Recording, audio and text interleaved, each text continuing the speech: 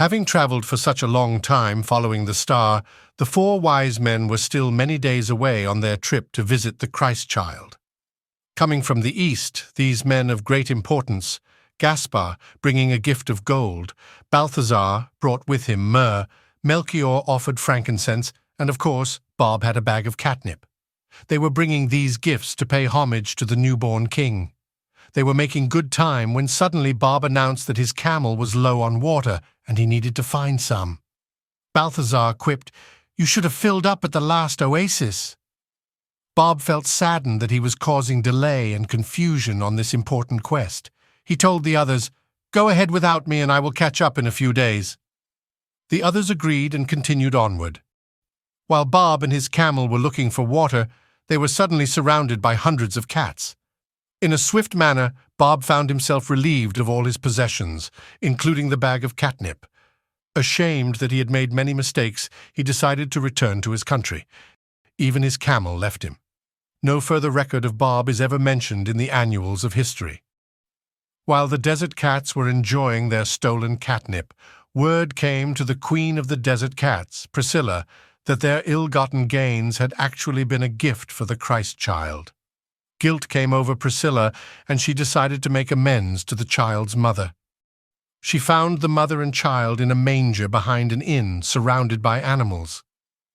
"Nice place you have here," Mary replied. "You hear that, Joseph? It's the year 0 and advanced reservations are a thing now." "Oh, touchy subject, I see." The cat spoke with all her heart. "Mother Mary, I am Queen Priscilla of the Desert Cats. I have come to apologize for the dastardly events my kittens did to the wise man Bob. I ask for your forgiveness." Mary looked at the cat before her. "You have caused quite a stir these days, but I see regret in your eyes. You are forgiven." Mary asked Joseph to bring a saucer of milk from the cow for the cat. Priscilla perked up and said, "Oh, I do love a good saucer of milk, thank you. Enjoy it now because it will be your last. From this day on, milk will be forbidden to be drank by felines. That will be your penance." Priscilla bowed her head and accepted what was to be. "I shall bring my kin from the desert to live with humans. We will be their companions, bringing them joy and comfort in their lives." Joseph retrieved the empty saucer and asked if there is anything else he could do. "Yeah, how about finish building our house, Mr. Carpenter?" Joseph left muttering something incoherent.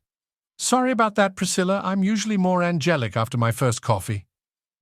An agreement was arranged to where cats would come out of the desert and live with humans. They were not allowed to speak except through meowing. In exchange, humans would provide shelter, food, and sanitation services. Priscilla told her colony to go forth and choose their humans wisely. Mary placed her hand on the cat and gave her a blessing, leaving behind an M mark on the forehead so all future cats would be reminded of this special event. Mary and Priscilla looked at the sleeping baby. "What name have you given your son?" "He will be known as Jesus." "What if he had been born a girl?" "Karen," Mary replied. "Oh, I see. Jesus is a perfect name. I'm sure he won't stir up things in his lifetime. Do you mind if I practice my meowing at 3 a.m.? "Go right ahead. Jesus will probably be up for a feeding anyhow. You can join in with the choir of angels. They keep waking him up. And feel free to knock a few things off that table over there." The manger became quiet, and all were enjoying the peaceful evening. Mary said, "Cat, come over here and sit in my lap."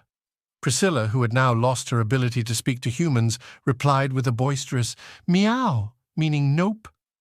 And thus was the first Catmas, an event that forever changed the world for humans and felines alike. We wish you peace on earth and goodwill to men. Merry Christmas.